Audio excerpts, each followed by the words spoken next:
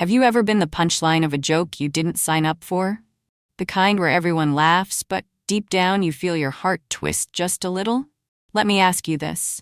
What would you do if your own family turned you into a joke in front of 100 people and called it love? Because that's exactly what happened to me.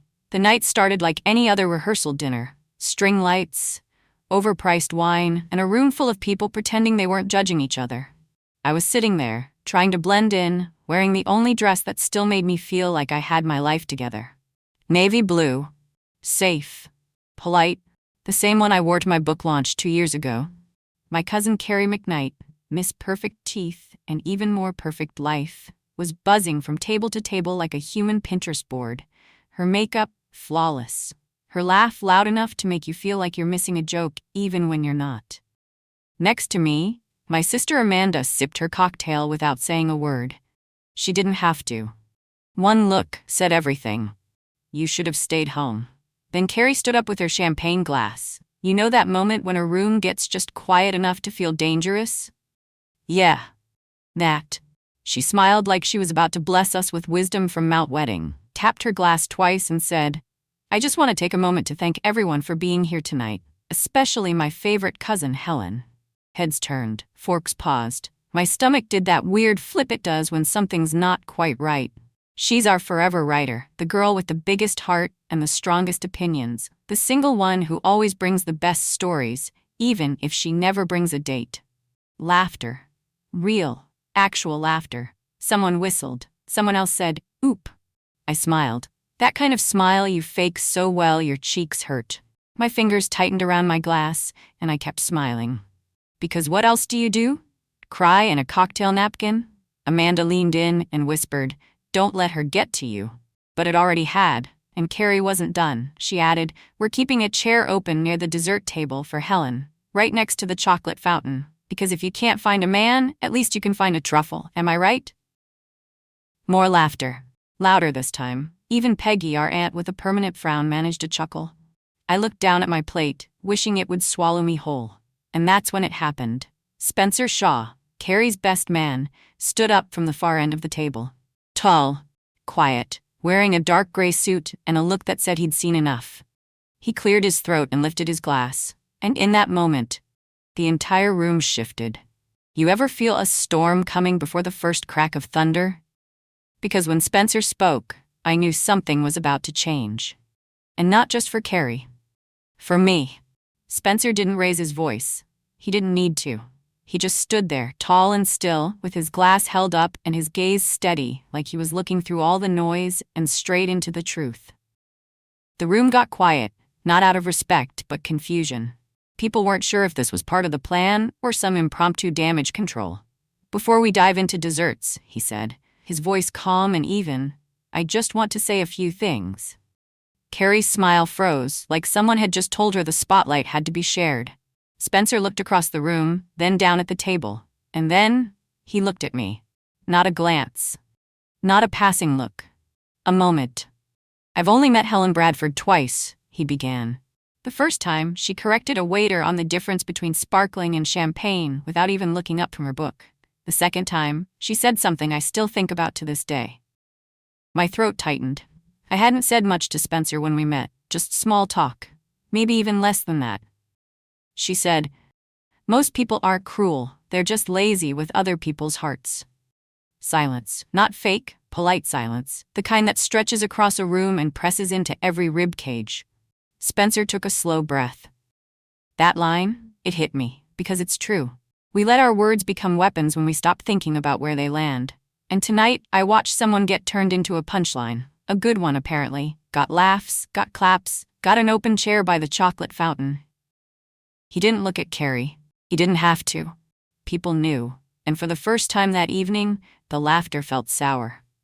But here's the thing, Spencer continued. The best people I know aren't the loudest in the room. They're not the ones posting curated lives and Pinterest-perfect parties.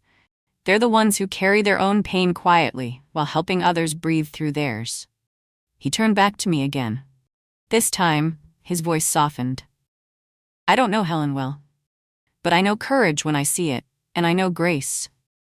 And I know what it takes to show up somewhere that never really made space for you. He raised his glass a little higher.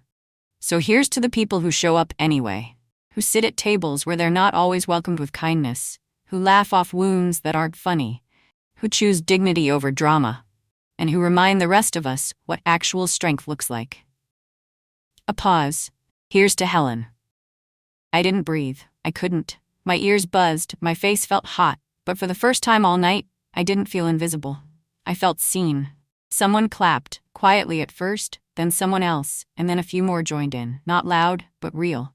Amanda grabbed my hand under the table. I didn't look at her, but I felt her squeeze. Spencer nodded once and sat down like he hadn't just turned the entire room inside out. Carrie was frozen, smiling, but only because she didn't know what else to do. That fake bride smile, the one that says everything is fine when absolutely nothing is. She laughed. Awkward. Forced. Wow, okay, well thanks, Spencer. That was beautiful. Then she sat down too, gripping her champagne flute a little too tight. Peggy Bassett, our aunt with opinions louder than her earrings, whispered something behind her hand. Pearl Moss, Carrie's wedding planner, made a beeline for the dessert table. And me? I sat there, still holding my glass, still unsure what just happened, still waiting for the punchline that never came. I didn't cry. I didn't run. I just sat in that moment like it was a warm bath I wasn't sure I deserved. Because someone, finally, had said what I didn't have the words or the nerve to say myself. And not just anyone. Spencer Shaw. The man I'd barely noticed until 5 minutes ago. And now, I couldn't look away. People always talk about moments that change everything. How one sentence, one look, one act of kindness can shift your whole world. But what they don't say is how heavy the silence can be afterward. Because after Spencer sat down and the room exhaled and the plates started clinking again like nothing happened, my brain was still back there, stuck between Carrie's insult and his toast. And I couldn't stop asking myself, how did I even end up here? Let me take you back. 3 months ago, I was planning a trip to Italy with Dustin Sheridan. We had 5 years of shared furniture, 2 cats named Oscar and Olive, and a color-coded calendar on the fridge that mapped out every detail of our lives together, from Sunday laundry to Christmas at his mother's in Nevada. He said he loved the way I saw the world, that I made silence feel safe, that I was the calm in his chaos, and I believed every word, until I found the hotel reservation. Not the one for Rome, another one, same dates, different guest, different city, a romantic package in Napa Valley, with breakfast for 2, and a spa credit. My name wasn't on it. When I confronted him, he didn't even pretend. He just sighed like I'd caught him returning an overdue library book. I didn't want to hurt you, he said. I just needed to feel something again. I didn't scream, didn't throw anything, didn't cry, not then. I packed up everything I'd brought into that apartment and left. No scene, no begging, no closure. And the weirdest part, nobody asked me what happened. My friends texted, "So sorry, I heard. Are you okay?" But they didn't wait for an answer. My mom, Amanda, even Aunt Peggy, they all just assumed I'd figure it out. Like I always do. Like I had some internal crisis manual that came with a troubleshooting guide. I spent the next 3 months waking up in an apartment that didn't feel like mine anymore, brushing my teeth in silence, going to work, coming home, writing pages I never submitted. I became a ghost in my own life, and then the wedding invite came. Not just the invite, the full production, thick cardstock, floral embossing, RSVP cards with gold foil edges, and a link to the couple's personalized website. Carrie and her fiancé Spencer Shaw. Except, that's not what it said. It said, Carrie and Spencer cordially invite you. But the man I just watched turn that room upside down wasn't listed as her fiancé. That was Caleb, someone else.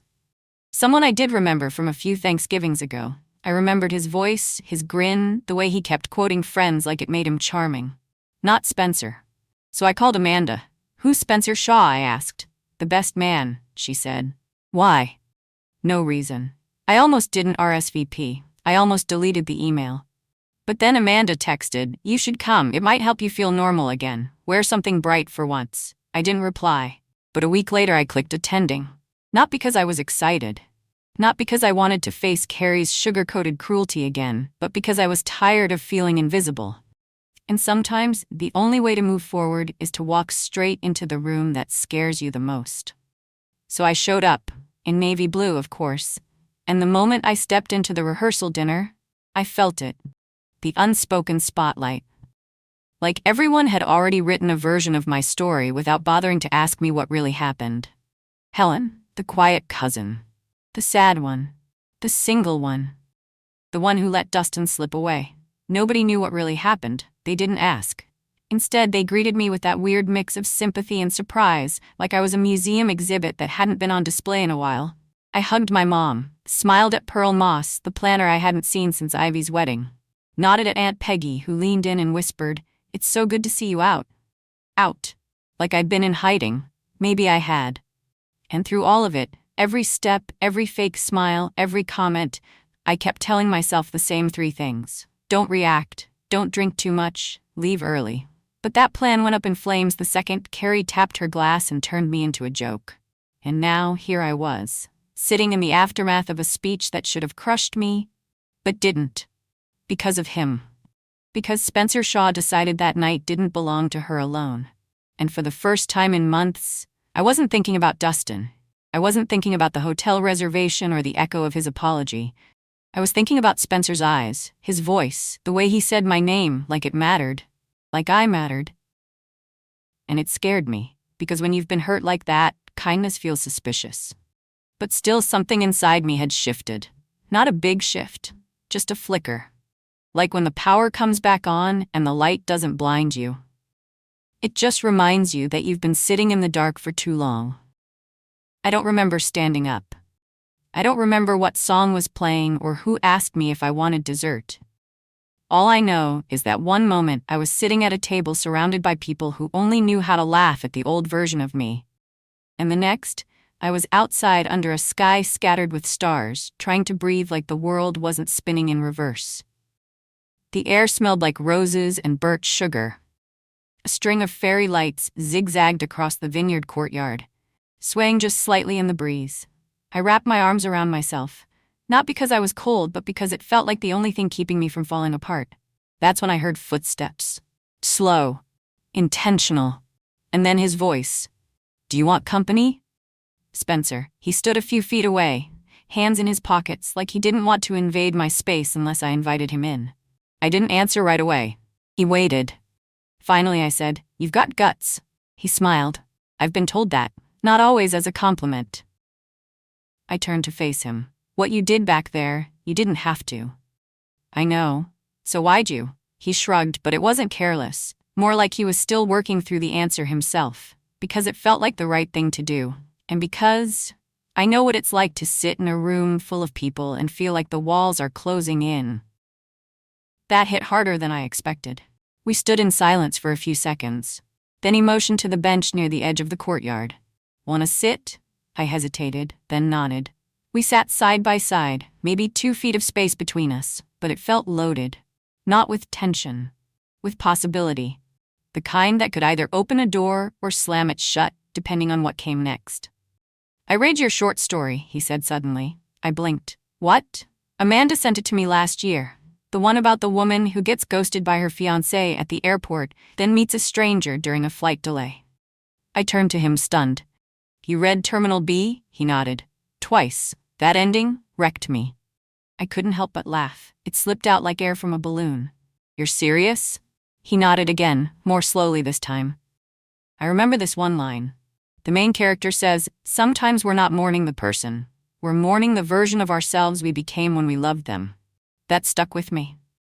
My mouth was dry. I looked down at my hands, unsure what to say. "I didn't think anyone actually remembered that story," I said. "I did." He said it like it wasn't up for debate. We sat for another beat. "Can I ask you something?" he said. "Sure." "What did you think when I got up to speak?" I gave him a sideways glance. "Honestly? Always. I thought you were going to defend her," he chuckled under his breath. "Wow, that's brutal." "I mean, you're her best man. I figured you were part of the same crowd." "Fair, but no, I'm Caleb's friend, not Carrie's." I looked at him again. "So what was that? A moment of spontaneous justice?" He leaned back against the bench, tilting his head up toward the stars. "It was watching someone get cut down for sport and realizing I had the mic and a pulse. That's all." I swallowed hard, because the way he said it, it wasn't performative. It wasn't about looking like a good guy. It was real. "So what's your deal?" I asked, trying to shift the spotlight off me. He smirked. "My deal? Yeah. What do you do? Where do you hide when you're not giving life-altering toasts?" He grinned. "I work in restoration." "Like old houses?" He nodded. "Buildings, mostly. Sometimes furniture. Anything with a story that deserves another shot." I laughed. "That's poetic." "It's messy," he said, "but worth it when you see the before and after." He looked at me then, and suddenly I wondered what he saw in my before. The silence between us thickened, but it wasn't uncomfortable. It was full of things neither of us knew how to say yet. "You know," he said after a while, "you don't look like someone who needs rescuing." I raised an eyebrow. "I don't?" "No. You look like someone who's been rescuing herself for a long time and just forgot she doesn't always have to." My breath caught. He didn't flinch when he said it. He just looked at me like it was the most obvious thing in the world. I looked away, staring out across the rows of grapevines lit by soft moonlight. I'm not used to people seeing me like that. "Then maybe you've been around the wrong people." The way he said it, not sharp, not arrogant, just true. And for the first time in months, maybe years, I didn't feel like I had to defend my silence, or my sadness, or my soft spots. I could just be. We stayed on that bench for what felt like hours, even though it was probably 20 minutes tops. But time slows down when someone actually sees you. Not the version of you people whisper about. Not the label, not the aftermath. You. And for the first time since Dustin, I wasn't thinking about the things I'd lost. I was thinking about how strangely good it felt to sit beside someone who didn't expect me to perform. Spencer broke the silence first. "You want to walk?" I nodded, and we slipped off the bench side by side, heading down the gravel path that cut through the vineyard rows. The fairy lights hanging from tree to tree lit the way like breadcrumbs. "I used to come out here in college," he said, hands tucked in his jacket pockets. "My roommate's family owned a winery 2 towns over. We'd sneak in and drink straight from the barrels like idiots." I smiled. "Sounds charming and very unsanitary." "Oh, completely disgusting. We were broke and bored, and the wine was terrible." We both laughed, quietly, but the kind of laugh that loosens something in your chest. The path curved near a wooden trellis wrapped in ivy and soft white flowers. We stopped there, not on purpose. Just naturally. I leaned against one of the wooden beams and crossed my arms, more out of habit than anything. He stayed a few feet away. Respectful distance. "So," I said, "now that you've saved me from emotional execution, what's your story? Real story." He looked out over the field like he needed the sky to help him tell it. "I was supposed to get married once." That stopped me cold. I didn't respond right away, just waited. "Her name was Beth," he said. "We met during our grad program.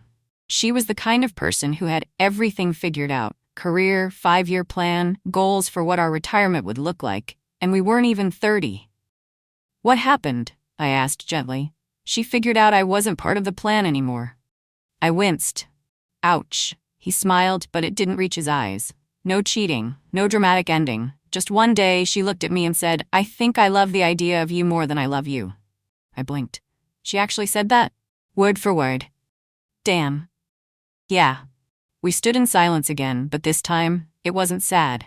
It was mutual understanding. That rare kind of quiet where you don't feel like you have to fill the space with words just to prove you're okay. Then I said something I hadn't planned to say out loud. "Dustin left me for someone he met on a work trip."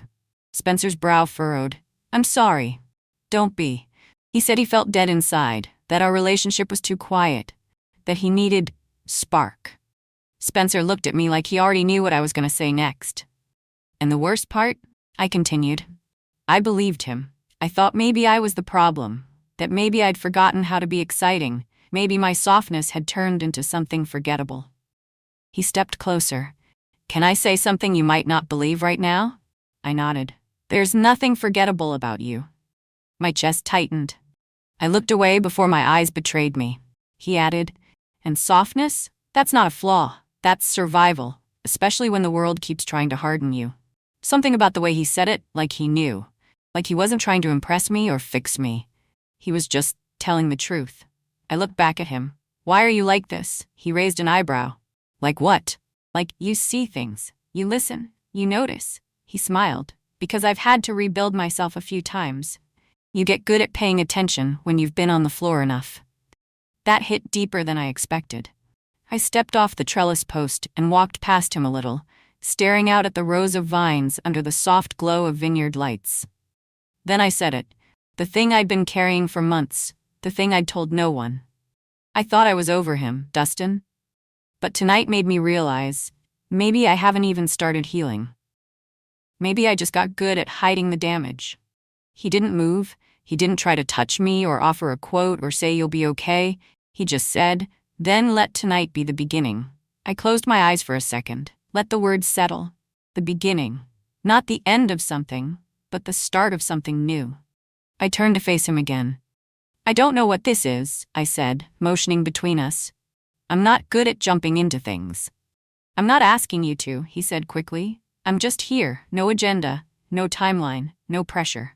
And that was everything. We walked slowly back toward the courtyard. No big declarations, no hand-holding, just the kind of silence that felt safe. And for the first time in a long time, I realized maybe I didn't need someone to rescue me, but having someone who'd stand beside me while I rescued myself, that felt like the most unexpected kind of miracle. By the time we made it back to the courtyard, most people were halfway through their second round of wine or dessert. Or both. The mood had settled, but every now and then I caught a glance sent my way. Some curious, some apologetic, some still pretending that nothing had happened during the toast. Carrie was at the center of it all, laughing louder than necessary at whatever Caleb was saying, tossing her hair like a shampoo commercial, and making sure her diamond caught every ounce of candlelight in the room. She hadn't looked at me once since Spencer's speech. I figured she was hoping if she ignored it long enough, it would just vanish. But that moment didn't vanish. It lingered in the air like the scent of burnt sugar on the breeze, undeniable, and just a little bitter. Amanda was waiting near the bar, arms crossed, an expression that said, I don't know what you're doing, but I'm here for it. I walked up to her and said quietly, do you think I'd survive if I asked to say something? She blinked. You're joking. I'm not. Amanda looked at me like she was scanning for signs of a breakdown. Then she gave me a slow, impressed nod. You know what? She whispered. If you're gonna do it now, before the dance floor opens. So I took a breath, smoothed my dress, and walked toward the small stage at the edge of the courtyard where the microphone still sat on its stand. I wasn't shaking. I wasn't nervous. I was clear. Spencer watched me from the far corner of the courtyard. Our eyes met, and he gave me a tiny nod. Not a go-get-'em kind of nod. More like whatever you say, I'll be right here. I stepped up and gently tapped the mic. People turned. Chatter died down. A few forks clinked against plates as hands froze in mid-bite. Hi? I said softly. Sorry to interrupt. I cleared my throat and smiled, not the practiced, camera-ready smile, the real one, the one I hadn't used in months. I wasn't planning on speaking tonight. Honestly, I came here hoping to get through the weekend with as few conversations as possible. But then, life happened. A quiet ripple of laughter, not mocking. Just nervous. Human. I took a breath. I don't know what version of me some of you have been told about. Maybe the one who got left. Maybe the one who still writes short stories nobody reads. Maybe the one who always shows up alone. A few eyes dropped to their napkins. Even Aunt Peggy sat a little straighter. But here's what I know, I continued. I know I'm not ashamed of showing up, even when it's uncomfortable, even when the seat I'm given isn't exactly warm. I glanced in Carrie's direction. She wasn't smiling anymore. Tonight I was the punchline, and I've been the punchline before. But the thing about being the punchline is, you learn how to rewrite the joke. That got a reaction. A few chuckles, a couple soft gasps. But this time, I didn't have to rewrite it myself. Someone else stepped in. And in doing that, they reminded me that kindness still exists. And that sometimes, strength is just staying seated and smiling while someone tries to cut you in half with a toast. I let that land. I'm not here to make anyone feel bad. Truly. I'm here because I've learned that silence doesn't keep you safe. It just keeps other people comfortable. Now the room was silent for real. No glasses clinking, no whispers, just breath being held. So thank you for the chair by the dessert table. But next time, maybe, let people decide for themselves where they belong. I stepped back from the mic, nodded once, and walked down the stairs. It wasn't a mic drop. It was something better. It was peace, carried in my own hands. I didn't look for reactions. I didn't need to. I could feel the shift. Even the music took a beat too long to start up again. As I reached the edge of the courtyard, Amanda appeared beside me, eyes wide. "Holy hell," she whispered. "You just baptized that wedding." I grinned. "Too much?" "No, it was perfect." Then came Spencer. He didn't say anything at first, just stood beside me, eyes searching mine. "You okay?" he asked. "I'm more than okay," I said.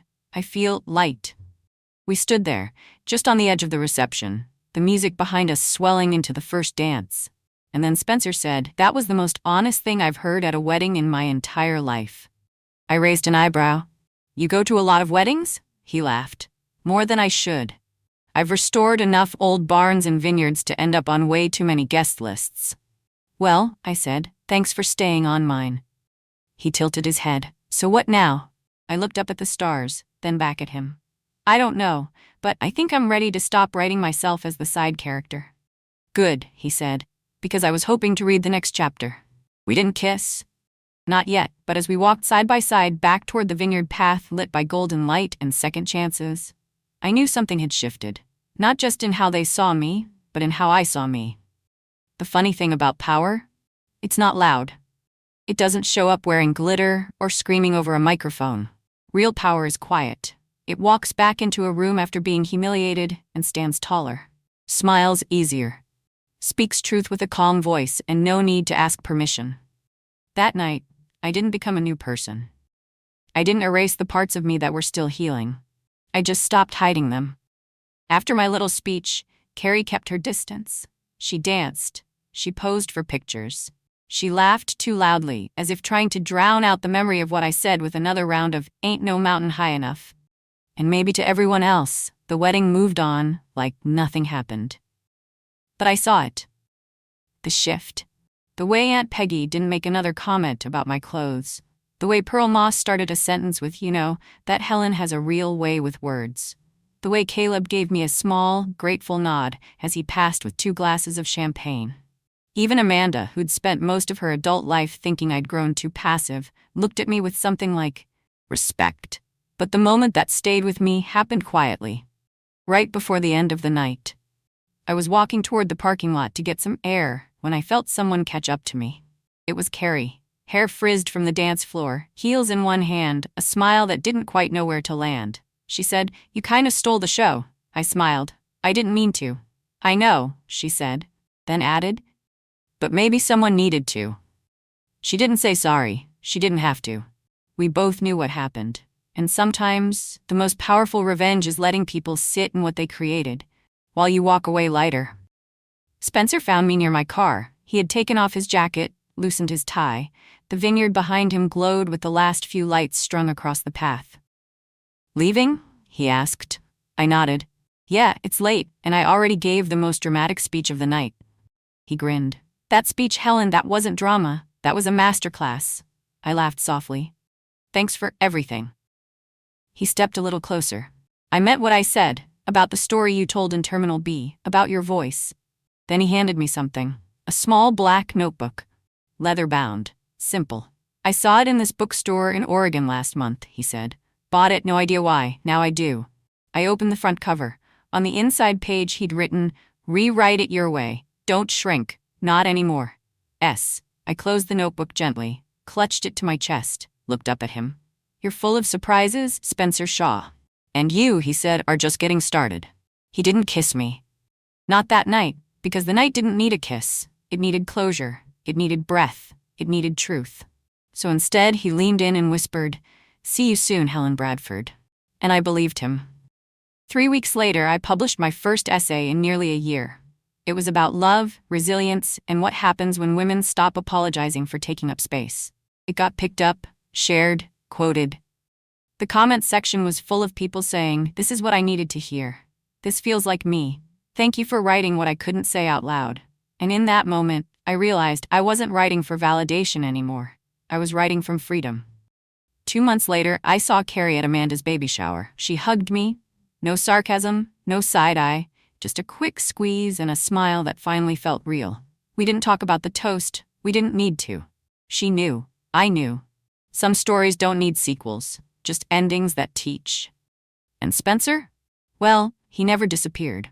We started texting, then calls, then long, aimless walks on Sunday mornings through places neither of us had rushed to be. It's not a fairy tale.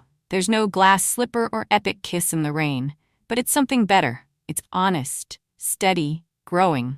And every time I start to doubt it, I remember the night he stood up when no one else would. He didn't save me. He reminded me that I never needed saving. I just needed to stop waiting for someone else to give me the mic. Maybe you've been there too. Sitting in a room where someone decided you were the joke, where the only thing louder than the laughter was the silence you swallowed to keep things calm. But if you take anything from my story, let it be this. You are not anyone's punchline. Your voice, it's the loudest thing in the room when you finally decide to use it. So, if this story hit something deep in you, if you've ever wanted to reclaim your narrative, tap that like button. Drop a comment below.